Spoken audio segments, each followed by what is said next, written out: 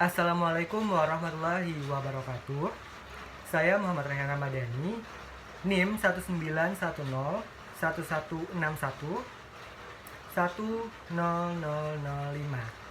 Di sini saya akan sedikit melakukan pengaplikasian dari strategi membaca PQRST atau Preview, Question, Read, Stat, and Test. Jadi metode ini merupakan metode yang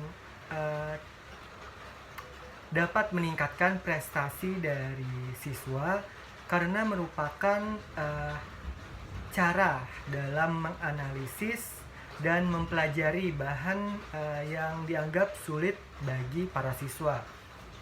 Jadi langkah-langkahnya adalah yang pertama adalah preview atau meninjau buku. Di sini saya kembali menggunakan buku karya Dr. Haji Zulkifli Musaba MPD yang berjudul Terampil Berbicara, Teori dan Pedoman Penerapannya.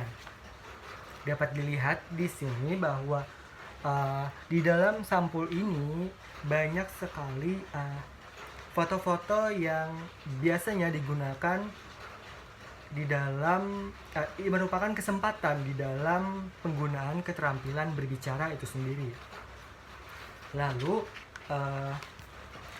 di dalam bukunya ini sendiri memuat 9 bab dalam satu buku, yaitu pendahuluan, berbicara sebagai salah satu kemampuan berbahasa, manfaat kemampuan berbicara, kesempatan untuk berbicara, keterampilan khusus, koreksi diri dalam berbicara, kemampuan menggunakan lebih dari satu bahasa, latihan berbicara, penutup, dan yang terakhir adalah daftar rujukan. Buku ini berisi hal tentang dasar berbicara dan penjelasan praktis yang dapat dijadikan sebagai pegangan untuk kegiatan berbicara. Berbicara sebagai kegiatan berkomunikasi lisan memegang peranan penting dalam berbagai kegiatan itu sendiri. Ketika seseorang berbicara, maka banyak hal yang harus diperhatikan agar proses pembicaraan dapat berjalan dengan lancar dan mencapai tujuan yang diinginkan. Untuk memperoleh keterampilan berbicara yang memadai, seseorang perlu hal-hal yang berkaitan dengan berbicara dan banyak berlatih. Tidak bisa dipungkiri bahwa dengan memiliki keterampilan berbicara yang memadai, seseorang banyak memperoleh manfaat untuk mengembangkan dirinya, bahkan dapat meningkatkan kesejahteraan hidupnya. Kiranya buku ini diharapkan dapat memberikan masukan bagi seseorang yang ingin meningkatkan kualitas bicaranya atau sebagai pengantar untuk menjadi pembicara yang sukses. Ini merupakan isi dari buku yang akan dibicarakan di dalam buku ini. Yang kedua adalah langkah question. Di sini saya sudah menyusun 5 pertanyaan melihat dari daftar isi yang diberikan di dalam buku ini, yaitu apa itu berbicara, siapa saja yang bisa melakukan keterampilan ini, kapan keterampilan berbicara dilakukan, mengapa seseorang perlu meningkatkan keterampilan berbicara, dan yang terakhir adalah bagaimana cara meningkatkan keterampilan dari berbicara itu sendiri. Selanjutnya adalah langkah read atau membaca. Di sini saya sudah melakukan kegiatan membaca dan saya akan kembali memastikan apakah benar yang saya baca tersebut memang terdapat di dalam buku ini. Jadi saya sedikit membaca kembali atau mengulang kembali bacaan yang saya rasa memuat informasi yang saya perlukan.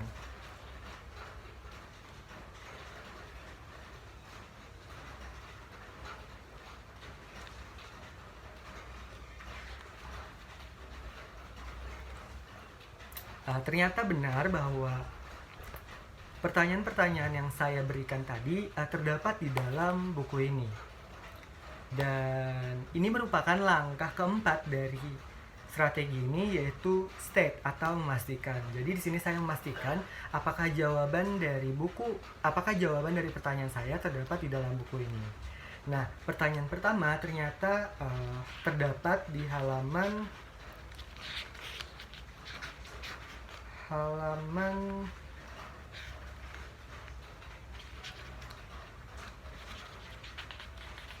4 untuk apa itu berbicara. Ini terdapat di halaman 4. Sedangkan pertanyaan siapa saja yang bisa melakukan keterampilan berbicara ini terdapat di halaman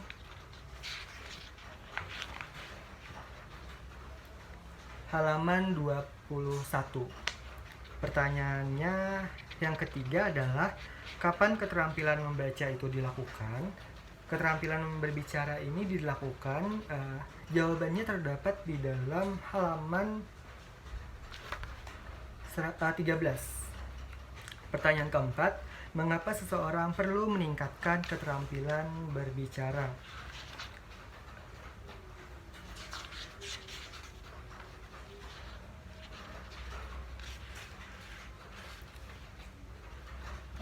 Jawaban dari pertanyaan ini ada di halaman 23. Dan pertanyaan terakhir, bagaimana cara meningkatkan keterampilan berbicara itu sendiri? Yaitu jawabannya ada di halaman 131. Masuki tahapan terakhir, yaitu tes. Di sini kita menjawab pertanyaan yang sudah diajukan oleh diri kita sendiri atau mungkin oleh guru kita. Jadi pertanyaan di sini saya akan menjawab pertanyaan yang sudah saya susun sebelumnya. Apa itu berbicara? Nah, menurut buku ini, berbicara adalah sesuatu yang khas pada manusia karena bicara adalah salah satu sistem komunikasi di mana seseorang mengutarakan pendapat dan perasaan hati dan mengerti maksud seseorang melalui pendengar. Nah, itu adalah pengertian berbicara itu sendiri di dalam buku ini. Yang kedua adalah jawaban siapa saja yang bisa melakukan keterampilan ini. Yang bisa melakukan keterampilan ini tentu banyak sekali.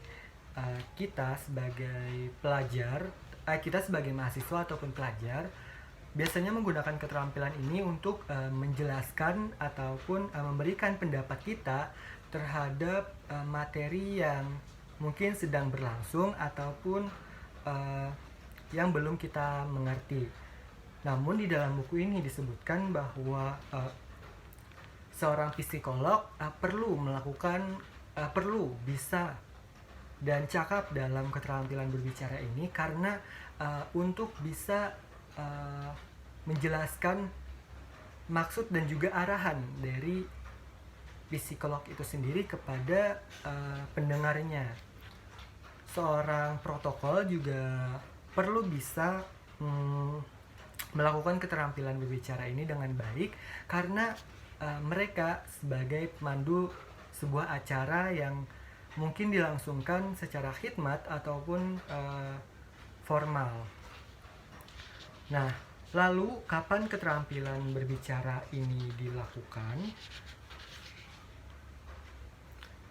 Nah, jadi keterampilan berbicara ini dilakukan biasanya pada saat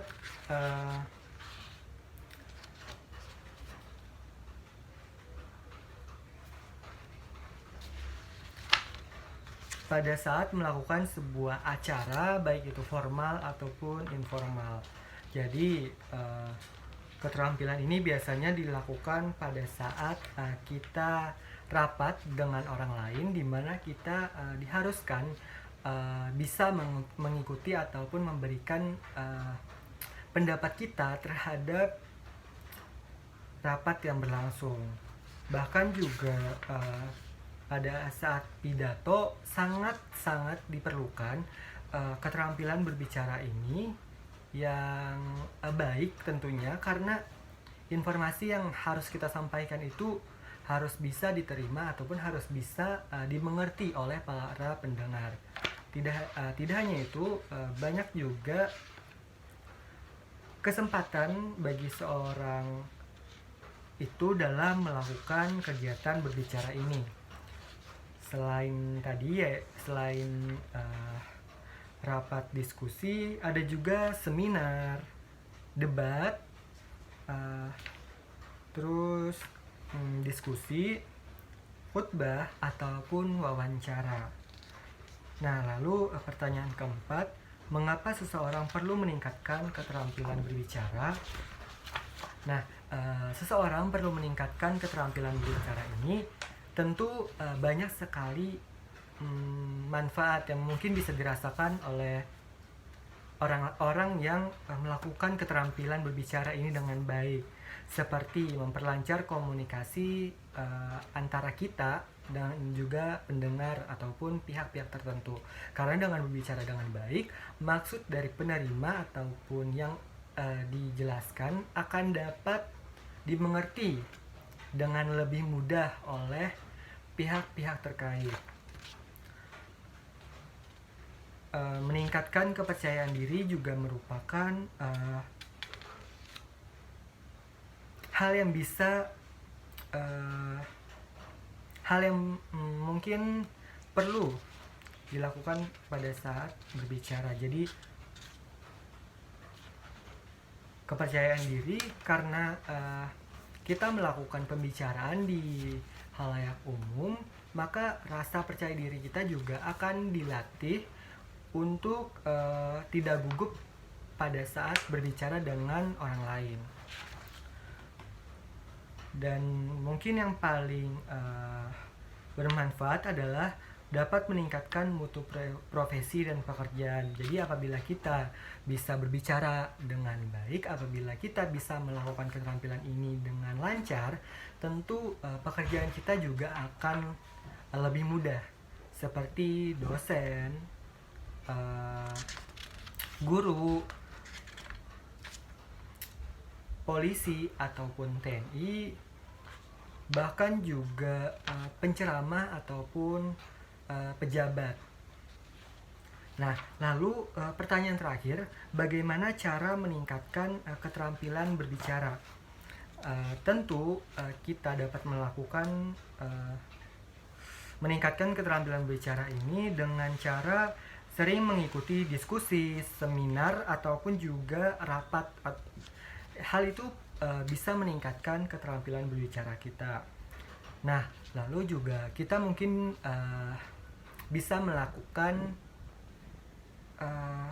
dengan cara mengamati bagaimana orang lain itu berbicara, terutama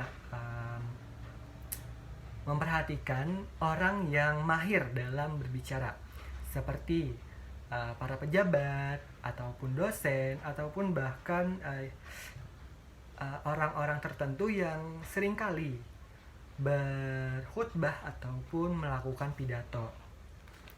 Nah, cara lain yang dapat dilakukan yaitu berbicara sendiri di kamar Anda. Nah, cara ini mungkin cukup mudah untuk dilakukan karena kita tinggal menghadap ataupun melihat diri kita di depan cermin lalu berbicara. Jadi bagaimana postur kita, bagaimana cara kita menyampaikan sesuatu melalui gerakan tangan, itu juga bisa dilihat melalui cermin yang sedang kita hadapi. Nah, mungkin juga sering melakukan ataupun sering mengikuti lomba pidato. Ini perlu juga dilakukan bagi generasi-generasi muda seperti anak SD, SMP, SMA, bahkan juga anak perkuliahan. Sering-seringlah melakukan kegiatan perlombaan berpidato untuk dapat meningkatkan keterampilan berbicara kita sendiri. Mungkin itu saja yang dapat disampaikan dalam video ini. Mungkin terkesan sedikit ribet untuk dimengerti, tapi saya harap dapat dimengerti dengan baik. Saya akhiri, wassalamualaikum warahmatullahi wabarakatuh.